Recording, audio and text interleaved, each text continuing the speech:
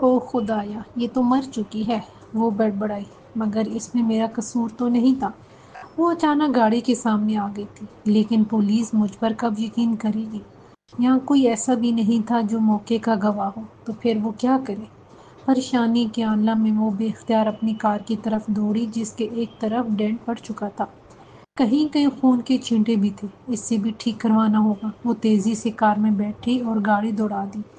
تمام راستے وہ آئینے میں پیچھے دیکھتی رہی کہ کہیں پولیس کی کوئی گاڑی اس کا پیچھا تو نہیں کر رہی، مگر خیریت گزری، ایسا کچھ نہیں ہوا۔ وہ سیدھی اس ورک شاپ میں پہنچی جہاں وہ گاڑی ٹھیک کرواتی تھی۔ ورک شاپ کا مالک سام اپنے مکینک سے بات کر رہا تھا۔ وہ اسے دیکھ کر اس کی طرف متوجہ ہوا۔ Hello Mrs candle. اس نے گاڑی کی طرف دیکھا۔ یہ گاڑی کو کیا ہوا؟ اتنا بڑا ڈینٹ کیسے پڑ گیا؟ اوہ، خون کی چھینٹی بھی ہیں اس پر۔ کینڈل کا دل بیٹھ گیا۔ اس نے سنی انسنی کرتے ہوئے کہا، اسے رات بھر کے لیے بند رکھو۔ ضرور ضرور، وہ بولا، لیکن اس کی آنکھوں میں شکوک تھے۔ کینڈل نے بات بنائی، ایک ہرن میری گاڑی کے سامنے آ گیا تھا۔ پھر تو آپ خوش قسمت ہیں کہ آپ کا زیادہ نقصان نہیں ہوا۔ میرے ایک دوست کی گاڑی تو بالکل تباہ ہو گئی تھی۔ لیکن ان جانوروں کا کچھ نہیں کر سکتا، انہیں ٹریفک کے قوانین نہیں سکھائے جا سکتے۔ ہاں، تم فی الحال گاڑی کو ذرا الگ رکھو، کینڈل نے کہا اور ورک شاپ سے باہر نکل آئی۔ اس نے پیچھے مڑ کر دیکھا، وہ دونوں گاڑی کی طرف دیکھ کر آپس میں کچھ بات کر رہے تھے۔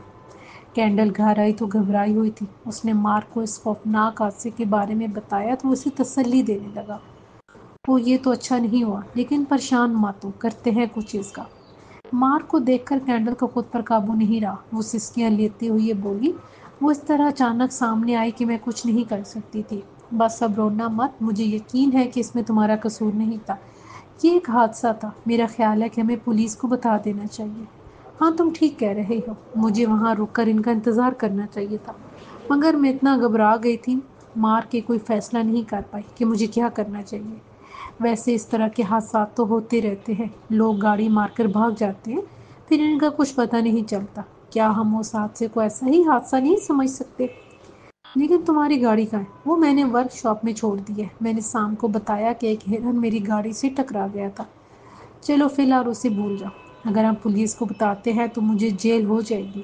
اس طرح میرا سارا کیریئر تباہ ہو جائے گا۔ میں نے اتنے سالوں کی محنت کے بعد جو مقام بنایا ہے وہ سب خاک میں مل جائے گا۔ اچھا پریشان مت ہو، کچھ کرتے ہیں اس کا، مارک نے تشفیع امیز لہجے میں کہا۔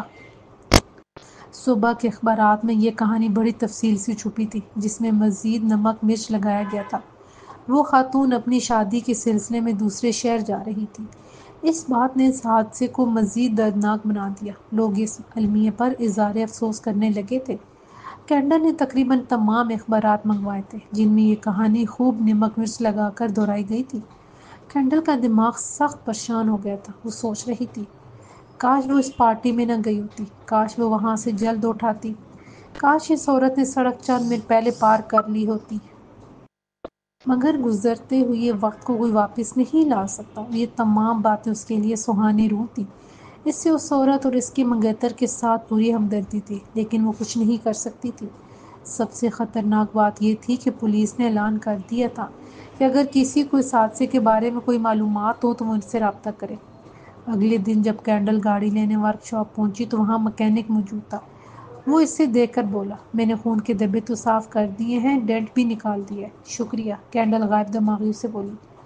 مکینک نہ جانے کیوں اس کی طرف عجیب نظروں سے دیکھ رہا تھا، شاید یہ کینڈل کا وہم تھا۔ پھر وہ بولا، میں اور مسٹر سام آپس میں اس بارے میں بات کر رہے تھے کہ یہ کچھ عجیب سا لگتا ہے کہ گاڑی کا اتنا کم نقصان ہوا، ورنہ ہرن ٹکرا جائے تو گاڑی تباہ ہو جاتی ہے۔ کینڈل کا دل دھک سے رہ گیا۔ اس کا حال کتنا خشک ہو گیا کہ اس سے بولنا بھی محال ہو گیا۔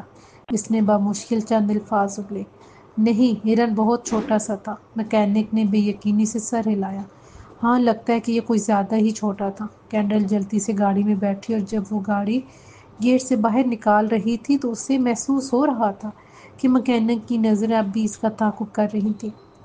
وہ اپنے آفس پہنچی تو سیکرٹری سے دیکھ کر پریشان ہو گئی۔ مسز کینڈل، خیریت تو ہے؟ آپ بہت پریشان لگ رہی ہیں۔ نہیں تو، کینڈل نے جلدی سے کہا، آپ کی طبیعت کچھ ٹھیک نہیں لگتی۔ میں ابھی کافی بناتی ہوں، اس سے آپ کچھ بہتر محسوس کریں گی۔ کینڈل نے اپنی چیزیں رکھی اور آئینے تک گئی۔ اس کے سامنے ایک زرد روح پریشان حال عورت کھڑی تھی۔ اس نے بالوں میں برش کیا، تھوڑا سا میک اپ کو دیکھا بھالا۔ سیکرٹری ٹھیک کہہ رہی تھی، وہ شکل سے ہی پریشان حال معلوم ہو رہی تھی۔ سیکرٹری کافی لے کر اندر آئی اور کپ اس کے سامنے رکھتی ہوئی بولی، یہ آپ کو پرسکون کر دے گی۔ پھر وہ متعارف لہجے میں بولی، سب ٹھیک تو ہے نا مسز کینڈل؟ کل میری گاڑی کے ساتھ ایک حادثہ ہو گیا۔ اوہ، کوئی نقصان تو نہیں ہوا؟ نہیں، وہ ایک ہرن تھا جو اچانک سڑک پر آ گیا تھا اور گاڑی اس کی مرمت کروا لی ہے۔ میں انشورنس کمپنی والوں سے بات کروں؟ نہیں، اس کی ضرورت نہیں۔ حادثے کو ابھی ایک ہفتہ بھی نہیں ہوا تھا کہ خط آیا، ڈیئر مسز کینڈل، میں تحفظ جنگلی حیات کا چیئرمین ہوں جو آج کل شدید مالی بحران میں مبتلا ہے۔ میں امید کرتا ہوں کہ آپ ہماری مدد کرنا پسند کریں گے۔ ہماری کمپنی جنگلی جانوریں، خاص طور پر ہرنوں کی دیکھ بھال میں زیادہ دلچسپی رکھتی ہے۔ آپ 50 لاکھ نیچے دی ہوئی اکاؤنٹ نمبر پر بھجوا دیں۔ میں یہ بتانا ضروری سمجھتا ہوں کہ رقم اگلے 5 دنوں میں پہنچ جانی چاہیے۔ خط گمنام تھا، لیکن اس کے ساتھ اخبار کا تراشا منسلک تھا جس میں حادثے کی تمام تر تفصیلات موجود تھیں۔ کینڈل نے کئی بار خط پڑھا۔ خط میں دی جانے والی دھمکی بالکل واضح تھی۔ کچھ سمجھ میں نہیں آ رہا تھا کہ کیا کرے۔ پولیس کے پاس جانا بیکار تھا، اس کی اپنی حیثیت مفرور کی سی تھی۔ بات کھل جانے پر وہ ان نتائج کا سامنا نہیں کر پائے گی۔ وہ جیل نہیں جانا چاہتی تھی، وہ اپنا کیریئر داؤ پر نہیں لگانا چاہتی تھی۔ اس کو اسی میں عافیت نظر آئی کہ ان کا مطالبہ پورا کر دے۔ مار کو پتہ چلا تو وہ بہت پریشان ہوا۔ اوہ، یہ کون بھیج سکتا ہے؟ اس بارے میں کوئی نہیں جانتا، کینڈل ڈوبتی ہوئی آواز میں بولی۔ لیکن ٹھہرو، غور کرو، جب تم واپس گھر آئیں تو کیا ہوا؟ اوہ، کینڈل کو یاد آ گیا، جب وہ گاڑی ورک شاپ لے کر گئی تھی تو اس نے وہاں بات کی تھی۔ ہاں، میں نے ورک شاپ کے مالک اور مکینک سے اس بارے میں بات کی تھی، اور ہاں، میری سیکرٹری کو معلوم ہے ان 3 لوگوں کے علاوہ کسی کو اس کی خبر نہیں۔ مگر ابھی تک یہ کہانی باہر نہیں نکلی، کسی رپورٹر کے ہاتھ نہیں آئی۔ وہ بلیک میلر جو کوئی بھی ہے، اس نے تمہیں جانچنے کے لیے وہ خط بھیجا تھا۔ تم نے فوراً رقم بھیج کر خود کو مجرم ثابت کر دیا۔ یہی کچھ انہیں چاہیے تھا۔ او خدایا، یہ سب کیا ہو رہا ہے؟ تمہارا کیا مطلب ہے؟ مجھے کیا کرنا چاہیے تھا؟ مجھے کچھ سوچ لینے دو کہ ان لوگوں کو پتہ کیسے چلایا جائے۔ اگلے دن دونوں بینک گئے کہ اس اکاؤنٹ نمبر کے بارے میں پتہ چلایا جائے کہ وہ کس کا ہے، لیکن بینک والوں نے یہ بتانے سے انکار کر دیا کہ ان کے اخلاقی ضابطے کے خلاف تھا۔ دونوں مایوس واپس آئے۔ آفس جاتے ہوئے کینڈل راستے میں ورک شاپ پر رک گئی کہ سام یا مکینک سے بات کر کے کچھ اندازے لگانے کی کوشش کرے کہ اس خط کے پیچھے کون ہو سکتا ہے۔ وہ دونوں باہر نہیں تھے۔ کینڈل نے سام کے چھوٹے سے آفس میں جھانک کر دیکھا۔ سام اور مکینک آفس میں ایک نیا کمپیوٹر رکھ رہے تھے۔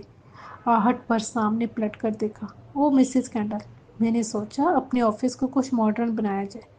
وہ ہنس کر بولا، بہت خوب۔ کینڈل نے تائیدی انداز میں سر ہلایا اور سوچنے لگی، کتنی بڑی رقم لے کر تم یقیناً آفس کو ماڈرن بناؤ گے۔ وہ کچھ الجھی ہوئی سی وہاں سے نکلی اور اپنے آفس پہنچی تو سیکرٹری بہت خوش نظر آئی۔ خیریت، کوئی خاص بات؟ کینڈل نے پوچھا۔ کل میری سالگرہ تھی، میرے شوہر نے اتنا قیمتی تحفہ دے کر مجھے حیران کر دیا۔ اس نے الماری کھول کر شاندار قیمتی کوٹ نکالا۔ کینڈل حیرت اس کی طرف دیکھتی رہ گئی۔ یقیناً اتنی رقم ہضم کرنے کے بعد وہ قیمتی کوٹ خرید سکتی تھی۔ ٹیلر پاگل سا ہو رہا تھا۔ پچھلے 24 گھنٹے سے وہ للی کا فون نمبر ملا رہا تھا، مگر ادھر سے کوئی جواب نہیں مل رہا تھا۔ یہ خیال اسے بری طرح پریشان کر رہا تھا کہ وہ نہ جانے کس کے ساتھ رنگرلیاں منا رہی ہوگی۔ ہر بار جب گھنٹی بجتی رہتی تھی اور کوئی جواب نہیں آتا تھا تو وہ تلملا کر رہ جاتا تھا۔ یہ سوچ کر ہی اس کے خون میں ابال اٹھتا کہ اس کے دل کی ملکہ کسی اور کے ساتھ وقت گزار رہی ہے۔ اس نے طے کیا تھا کہ وہ ہرگز اسے فون نہیں کرے گا، لیکن کچھ دیر نہیں گزری تھی کہ غیر ارادی طور پر اس کی انگلیاں پھر للی کا نمبر ڈائل کر رہی تھیں۔ گھنٹی حسب معمول بجتی رہی۔ جب وہ تنگ آ کر فون رکھنے کو تھا تو اس طرف سے کسی نے فون اٹھایا۔ للی کی آواز سن کر اس کا انگ انگ ناچ اٹھا۔ للی، تم کیسی ہو؟ اس نے خوشی کے لہجے میں پوچھا۔ یہ کون ہے؟ اس نے شدید ناگواری سے کہا۔ ٹیلر کی ساری خوشی خاک میں مل گئی۔ میں ٹیلر بات کر رہا ہوں، وہ عاجزی سے بولا۔ ٹیلر، اس نے تھوڑا توقف کیا جسے یاد نہ آ رہا ہو، پھر بولی، اوہ اچھا ٹیلر۔ ٹیلر سخت نا امید ہوا۔ اس نے پوچھا، کیسی ہو تم؟ بالکل ٹھیک، للی نے جواب دیا۔ میں نے تم سے کہا تھا نا کہ میں تمہیں ایک بہت زبردست سرپرائز دینے والا ہوں۔ ہاں شاید، اس کے انداز میں بیزاری تھی۔ تمہیں یاد ہے تم نے مجھ سے کیا کہا تھا؟ ایک سفید رنگ کے شاندار بیری بیڑے میں جزیرے کی سیر پر جانے کے بارے میں۔ ہاں تو پھر؟ تم اگلے مہینے تیار رہو، تمہاری یہ فرمائش پوری ہونے والی ہے، وہ پرجوش لہجے میں بولا۔ تم سنجیدہ ہو، 100% بلکہ 200%۔ تمہیں کہاں سے خزانہ مل گیا؟ وہ طنزی انداز میں بولی۔ ہاں خزانہ ہی سمجھو، خزانہ۔ اچھا، اگر ایسی بات ہے تو میں ضرور چلوں گی، انداز میں بے یقینی تھی۔ ٹیلر کا دل خوشی سے بھر گیا۔ بہت خوب للی، یہ میرے لیے زندگی کی سب سے بڑی خوشی ہوگی جس کا میں ایک عرصے سے بے چینی سے انتظار کر رہا ہوں۔ للی کے کوئی جواب نہیں آیا، وہ پہلے ہی فون بند کر چکی تھی، جبکہ ٹیلر اس سے کہہ رہا تھا تم سے رابطہ رکھوں گا، مگر ٹیلر کو اس کی بے رخی کی کوئی پرواہ نہیں تھی۔ اسے معلوم تھا کہ للی دولت کی پجاری تھی، وہ اسی کی ہو جاتی تھی جو اسے عیش کروا سکے، جو اس کے مطالبات پورے کر سکے، اور ٹیلر کو یقین تھا کہ اب وہ جج ٹیلر نہیں رہے گا، وہ بہت جلد اربپتی ٹیلر ہو جائے گا۔ للی کی آواز نے اس کی طلب اس کے اندر مزید شدید کر دی تھی۔ اس کی دوری اس کے لیے ناقابل برداشت ہو چکی تھی۔ اسی جوش اور جذبے کے زیر اثر ایک مشہور کمپنی کا نمبر ملایا۔ تھوڑی دیر بعد سیلز مینیجر کی آواز آئی، میں آپ کی کیا خدمت کر سکتا ہوں؟ میں ایک بحری جہاز خریدنا چاہتا ہوں۔ خوشی کے مارے الفاظ اس کے منہ سے پھسلتے جا رہے تھے۔ جس میں ساری دنیا کا چکر لگا سکوں۔ بہت خوب، اس کا رنگ سفید ہونا چاہیے۔ آپ کو کتنی بڑی کشتی درکار ہوگی؟ 200 فٹ۔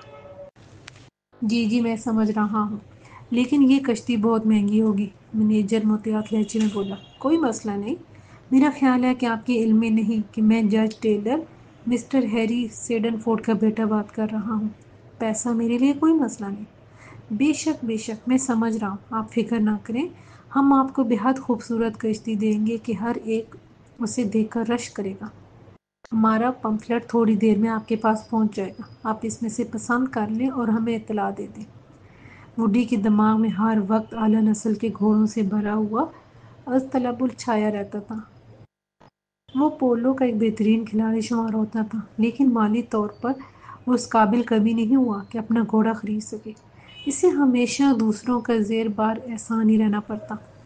میمی کیرسن اس کے پرستاروں میں سے تھی، ہمیشہ وہی اس کے لیے گھوڑوں کا انتظام کرتی تھی، کیونکہ اس کے والد کا گھوڑوں کا اسطبل تھا۔ جب سے اسے پتہ چلا تھا کہ وہ اربپتی بننے والا ہے، اس نے یہ سوچ لیا تھا کہ وہ اپنی دیرینہ آرزو پوری کر کے رہے گا۔ اس سے صبر نہیں ہو سکا تھا۔ اس نے میمی کیرسن کو فون کر کے کہا، میمی میں تمہارے گھوڑے خریدنا چاہتا ہوں۔ اس کا لہجہ پرجوش تھا۔ پورے کا پورا اسطبل؟ ہاں میں سنجیدہ ہوں۔ دونوں کی گفتگو تقریباً آدھا گھنٹہ جاری رہی۔ جب اس نے فون بند کیا تو اس کا چہرہ خوشی سے چمک رہا تھا۔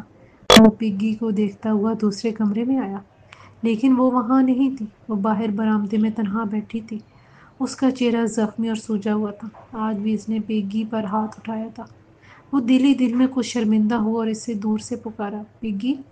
اس نے سر اٹھا کر بے رخی سے اس کی طرف دیکھا اور بولی، ہاں میں تم سے بات کرنا چاہتا ہوں پگی۔ کچھ سمجھ میں نہیں آ رہا کہ کہاں سے شروع کروں۔ وہ خاموشی سے اس کی طرف تکتی رہی۔ ووڈی نے گہرا سانس لیا۔ میں جانتا ہوں کہ میں کوئی اتنا اچھا شوہر نہیں، میں بعض اوقات ایسا کچھ کر جاتا ہوں جو ناقابل معافی ہے، مگر اب میں خود کو بدلنا چاہتا ہوں۔ میں زندگی کو نئے سرے سے شروع کرنا چاہتا ہوں، کیونکہ اب ہماری زندگی بدل چکی ہے، ہم لوگ سرمایہ دار بننے والے ہیں۔ اس نے پگی کا ہاتھ تھامتے ہوئے کہا، تمہیں میرا ساتھ دینا ہوگا۔ میں حقیقتاً ان منشیات سے جان چھڑانا چاہتا ہوں، میں نئی زندگی شروع کرنا چاہتا ہوں۔ کیا واقعی؟ ووڈی، ہاں میں وعدہ کرتا ہوں۔ میں نے پہلے بھی کئی بار ایسا کیا، لیکن اس بار میں نے مصمم ارادہ کر لیا ہے۔ میں علاج کے لیے ایک اچھا بحالی کا مرکز تلاش کر رہا ہوں۔ میں نشے کے اس جہنم سے ہمیشہ کے لیے چھٹکارا حاصل کرنا چاہتا ہوں۔ میں تمہیں یقین دلاتا ہوں کہ ہماری زندگی اس زندگی سے بالکل مختلف اور خوشیوں سے بھری ہوگی۔ تھوڑے توقف کے بعد وہ منت بھرے لہجے میں بولا، پگی تم جانتی ہو کہ میں یہ سب تمہارے تعاون کے بغیر نہیں کر سکتا۔ وہ دیر تک اس کی طرف تکتی رہی، پھر مسکرا کر بولی، مجھے معلوم ہے ڈارلنگ، میں ضرور تمہاری مدد کروں گی، کیوں نہیں کروں گی۔ ٹیلر نے پھر للی کو ٹیلی فون کیا، مگر کوئی جواب نہیں آیا۔ مایوس ہو کر وہ سوچنے لگا کہ للی یقیناً کسی اور کے ساتھ ہوگی، اور یہی بات اس کے لیے سہانی روح تھی۔ وہ میری بات پر یقین نہیں کرتی، وہ اسے دیوانے کی بڑھ سمجھتی ہے، لیکن ایک نہ ایک دن تو اسے یقین کرنا ہی پڑے گا۔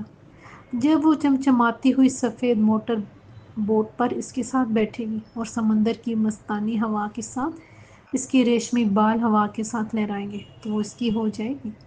لیکن نہ جانے بڈھے کی وصیت کا فیصلہ کب ہوگا، کب میراث تقسیم ہو کر اس کے بینک میں جائے گی اور وہ اپنا یہ خواب حقیقت بنا سکے گا۔ اس نے دل میں ارادہ کر لیا کہ پھر وہ وکیل سے بات کرے تاکہ وہ اس طرف سے غافل نہ ہو جائے۔ دروازے پر دستک ہوئی اور بٹلر نے اندر جھانکا۔ آپ کے لیے خط آیا ہے، اس نے شکریہ کہہ کر لفافہ لے لیا۔ وہ ایک نئے ایڈریس سے آیا تھا۔ ٹیلر چند لمحے اسے الٹ پلٹ کر دیکھتا رہا، پھر اسے کھولا۔ ڈیئر ٹیلر، میرا خیال ہے کہ یہ آپ کے علم میں ہوگا کہ آپ کی ایک سوتیلی بہن بھی ہے۔ اس کا نام جولیا ہے۔ اس کی ماں کا نام روز میری ہے۔ وہ ہمارے شہر میں رہتی ہے۔ اس کا پتہ یہ ہے۔ میرا خیال ہے کہ آپ بہن بھائی آپس میں مل کر بہت خوش ہوں گے۔ آپ کی مخلص ایک دوست۔ ٹیلر بے یقینی سے اس خط کو دیکھتا رہ گیا۔ یہ کیا ہوا؟ یہ نئی اطلاعات کہاں سے آ پڑی تھی؟ نہیں، ہرگز نہیں۔ یہ یقیناً کسی کی شرارت ہے۔ اتنی دولت کے لیے کوئی بھی ایسی واردات کر سکتا تھا، لیکن یہ بہت غلط وقت تھا۔ جب سب کچھ صحیح سمت میں چل رہا تھا تو اتنا بڑا خطرہ راستے میں کیوں حائل ہو گیا تھا؟ نہیں، ایسا نہیں ہوگا۔ کوئی اس کے منصوبے پر پانی نہیں پھیر سکتا۔ اسے جلد از جلد کچھ کرنا ہوگا، اس سے پہلے کہ اس عورت کی طرف سے کوئی پیش قدمی ہو۔ اس نے کاغذ کو ہاتھ میں مروڑتے ہوئے سوچا اور فون اٹھا کر ایک نمبر ملایا۔ فون کرنے کے بعد اسے کچھ اطمینان ہوا اور وہ تیز قدموں سے جولیا کے کمرے کی طرف بڑھا۔ دستک دینے پر اس نے دروازہ کھولا۔ ٹیلر اندر داخل ہوا اور دروازہ بند کر دیا۔ جولیا نے سوالیہ نگاہوں سے اس کی طرف دیکھا۔ خیریت ہے ٹیلر؟ ہاں، سب ٹھیک ہے۔ میں ایک بار پھر تمہارا شکریہ ادا کرنا چاہتا تھا۔ یہ تجربہ بہت ہی خوشگوار رہا۔ یہاں میرا وقت بہت اچھا گزرا۔ پھر وہ آئیبرو اچکا کر بڑی اداس سے بولی۔ کیا خیال ہے ٹیلر؟ میں ایک اچھی اداکارہ بن سکتی ہوں نا؟ ہاں، یقیناً، کیونکہ تم آسانی کے ساتھ دوسروں کو بیوقوف بنا سکتی ہو۔ کیوں؟ تو کیا یہ غلط ہے کہ میں نے کسی بیوقوف بنایا ہے؟ ٹیلر اس کی بات انسنی کرتے ہوئے جیب سے لفافہ نکالا۔ یہ لو باقی رقم۔ اس میں تمہارا ٹکٹ بھی ہے۔ تمہیں اب واپس چلے جانا چاہیے۔ شکریہ۔ اس نے لفافہ اپنے پرس میں رکھ لیا۔ تم چلنے کی تیاری کرو۔ ٹیلر گھڑی دیکھتے ہوئے بولا۔ بہت شکریہ، وہ بولی۔ تم نے میرے لیے جو کچھ کیا ہے میں اس کا بدلہ نہیں چکا سکتی۔ میرا مطلب ہے جس طرح تم نے مجھے جیل سے نکالا اور باقی جو کچھ کیا۔ کوئی بات نہیں، تمہارا سفر بخیر ہو۔ شکریہ۔ جولیا نے الماری کھولی اور اپنی چیزیں بیگ میں رکھنے لگی۔ دروازے پر ہلکی سی دستک ہوئی اور کینڈل اندر داخل ہوئی۔ ہیلو جولیا، میں چاہ رہی تھی۔ اس کی نگاہ بیگ پر پڑی۔ وہ بات ادھوری چھوڑ کر اس سے پوچھنے لگی، یہ تم کیا کر رہی ہو جولیا؟ میں گھر جا رہی ہوں۔ کینڈل نے حیرت سے اس کی طرف دیکھا۔ اتنی جلدی؟ مگر کیوں؟ میرا خیال تھا کہ ہمیں کچھ وقت ایک دوسرے کے ساتھ گزارنا چاہیے۔ آخر ہم اتنے عرصے بعد ملے ہیں۔ ہاں ہاں ضرور، لیکن پھر صحیح۔ کینڈل بیڈ پر بیٹھ گئی۔ یہ کرشمہ ہی لگتا ہے، اتنے سالوں بعد اچانک یوں مل جانا، جیسے جادو کی چھری گھما کر دنیا ہی بدل جائے۔ جولیا اپنا سامان رکھتی رہی اور عدم دلچسپی سے بولی، ہاں ایسا ہی لگتا ہے۔ تمہیں تو یہ سنڈریلا کی طرح لگتا ہوگا۔ یعنی کہاں تم ایک عام سی زندگی گزار رہی تھی اور کہاں اچانک تمہارا پتی بن گئی۔ ہے نا عجیب بات؟ ایسا تو پریوں کی کہانیوں میں ہوتا ہے۔ جولیا چونکی۔ کام کرتے ہوئے اس کے ہاتھ رک گئے۔ کیا مطلب؟ پاپا کی وراثت سے ہم سب کو 1 ارب ملے گا؟ کیا واقعی؟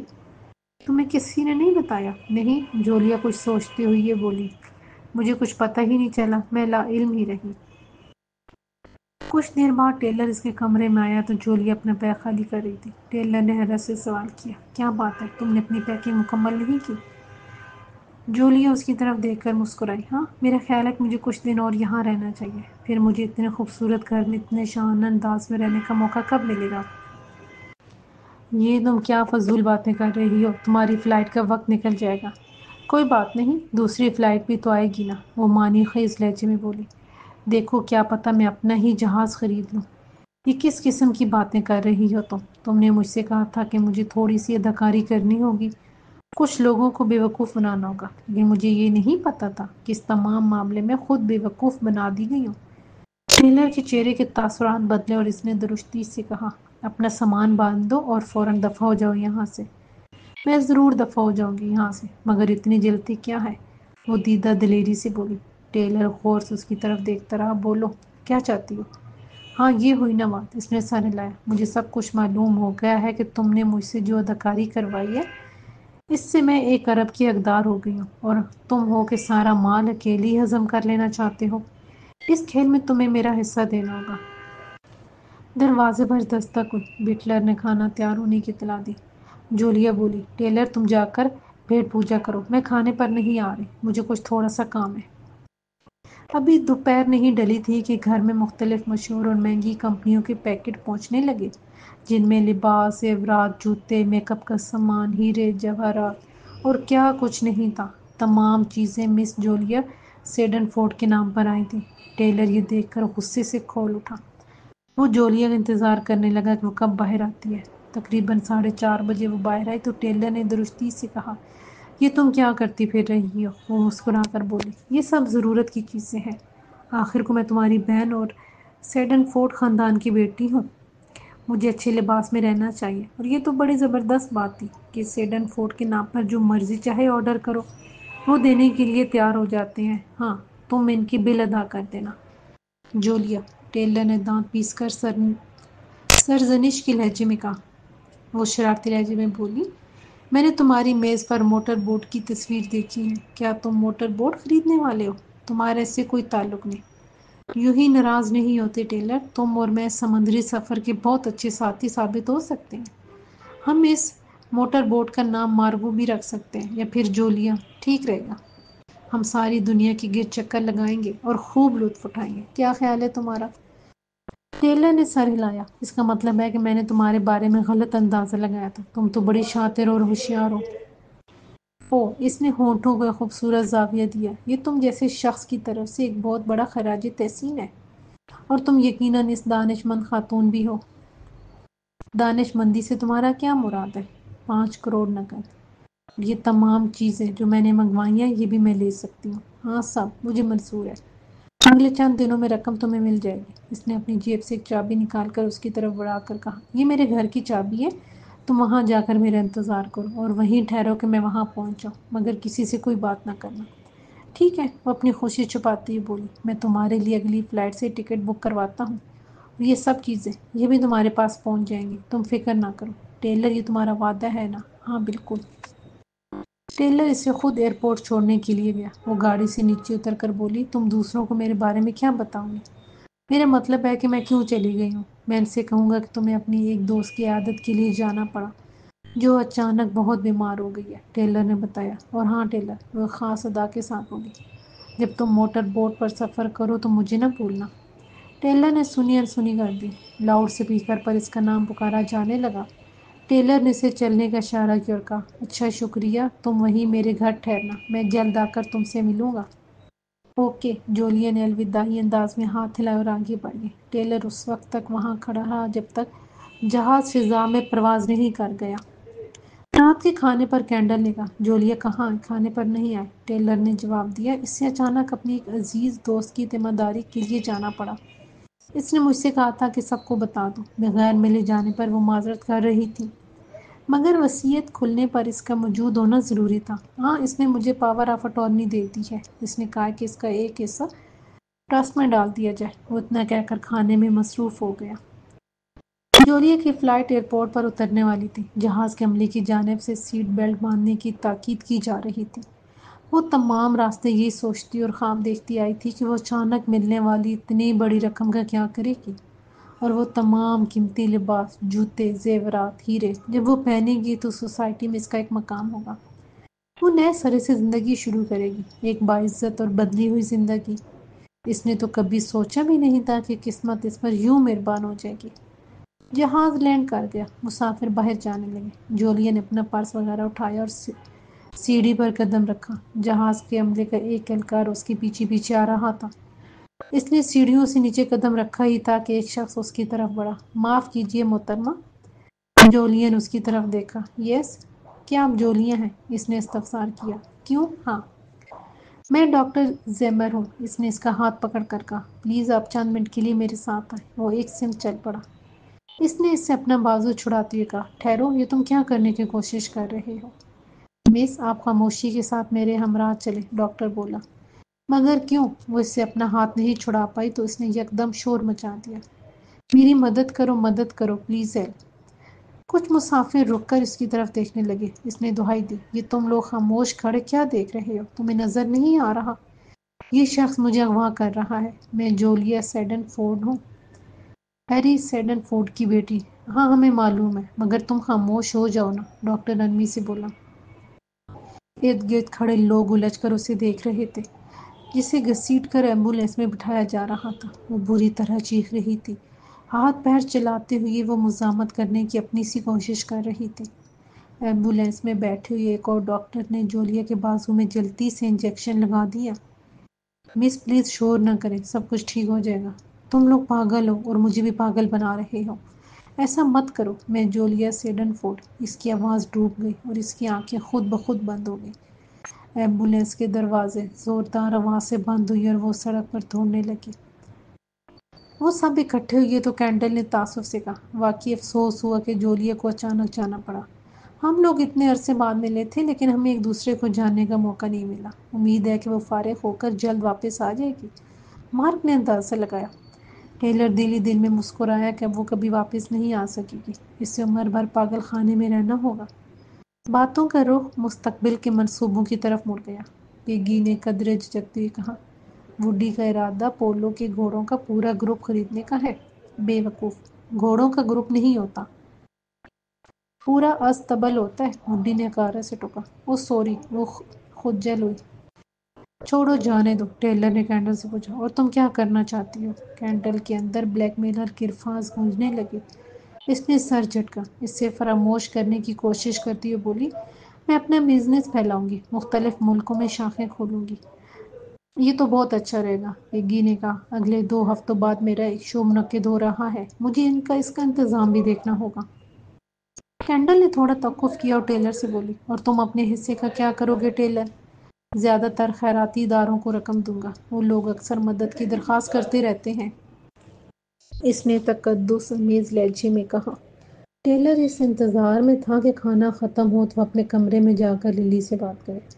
وہ اسے یقین دلانا چاہتا تھا کہ وہ واقعی موٹر بوٹ خرید رہا ہے۔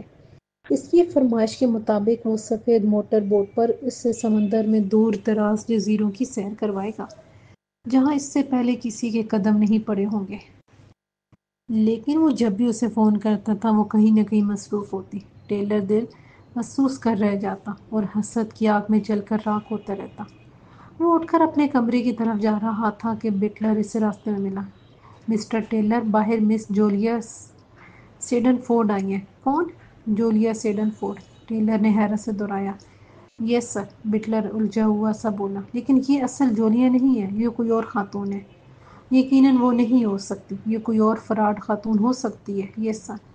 جب سے خاندان کی وراثت کا معاملہ شروع ہوا لوگ اس سے فائدہ اٹھانے کی کوشش کر رہے ہیں، ٹیلر نے بڑبڑاتے ہوئے کہا۔ یہ بہت غلط بات ہے، مگر پرواہ کب کرتے ہیں لوگ؟ کوئی بات نہیں، دیکھ لیتے ہیں اسے بھی، تم اسے لائبریری میں بھیج دو، ٹیلر بولا۔ یس سر۔ ٹیلر کا ذہن بڑی تیزی سے کام کر رہا تھا، نہ جانے یہ وہی لڑکی تھی جس کی طرف سے کسی نے خط لکھا تھا، یا کوئی اور تھی، یا کہیں یہ اصلی جولیا تو نہیں تھی۔ مگر وہ جو کوئی بھی تھی وہ اس کا انتظام اچھی طرح کر سکتا تھا، اس سے کوئی پرواہ نہیں تھی۔ وہ تیز قدموں سے لائبریری میں پہنچا۔ ایک لڑکی کمرے کے درمیان میں کھڑی ہیری سیڈن فورڈ کے پورٹریٹ کی طرف دیکھ رہی تھی۔ اس کی آہٹ پر اس نے پلٹ کر دیکھا، وہ خوبصورت لڑکی تھی۔ ہیلو، اس نے مسکرا کر کہا، تم جج ٹیلر ہو؟ ہاں، لیکن تم کون؟ اس کے چہرے سے مسکراہٹ غائب ہو گئی۔ میں جولیا سیڈن فورڈ ہوں۔ کیا واقعی؟ ٹیلر نے کہا، لیکن میں معذرت کے ساتھ یہ ضرور پوچھنا چاہوں گا کہ تمہارے پاس اس کا کوئی ثبوت ہے؟ ثبوت؟ وہ حیران سی رہ گئی۔ اس نے کہا، نہیں، ثبوت تو کوئی نہیں، وہ دراصل میں نے سوچا۔ وہ پریشانی میں بات مکمل نہیں کر سکی۔ ٹیلر ایک قدم اس کے قریب آیا۔ اگر تمہارے پاس کوئی ثبوت نہیں تو پھر تم یہاں کیسے آئی ہو؟ بس مجھے یہی خیال آیا کہ مجھے اپنے خاندان سے ملنا چاہیے تو میں چلی آئی۔ 26 سال بعد؟ ہاں، ٹیلر کو اسے دیکھ کر خیال آ رہا تھا کہ وہ اصل جولیا بھی ہو سکتی ہے تو یہ خطرناک بات ہو سکتی تھی۔ اس سے چھٹکارے کی جلد کوئی صورت ہونی چاہیے۔ وہ ہلکی سی مسکراہٹ کے ساتھ بولا، میرے لیے یہ کسی دھچکے سے کم نہیں کہ تم اچانک کہاں سے برآمد ہو گئی ہو۔ ہاں، تم ٹھیک کہہ رہے ہو، مجھے پہلے فون کرنا چاہیے تھا۔ تم یہاں اکیلی آئی ہو؟ ہاں۔ تم یہاں کس جگہ ٹھہری ہو؟ اس نے ہوٹل کا نام بتایا۔ ہاں یہ اچھا ہوٹل ہے، تمہارے کمرے کا نمبر کیا ہے؟ 419۔ تم ہوٹل واپس چلی جاؤ اور انتظار کرو، میں وڈی اور کینڈل سے بات کرتا ہوں، وہ بھی یقیناً میری طرح حیران ہوں گے۔ سوری مجھے بتا کر۔ کوئی بات نہیں، مجھے سب کچھ پتہ ہے، میں تمہیں جلد اس بارے میں بتاؤں گا۔ اچھا، میں تمہیں ٹیکسی منگوا دیتا ہوں۔